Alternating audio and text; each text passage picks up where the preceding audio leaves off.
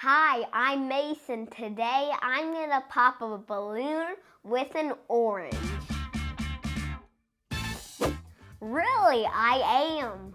This experiment is very simple but very cool. I have some regular balloons in a regular orange. All I have to do is squeeze juice from the peel onto the balloon.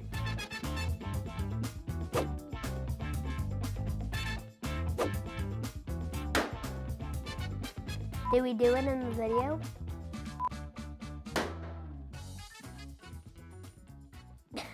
I didn't know that other one would pop.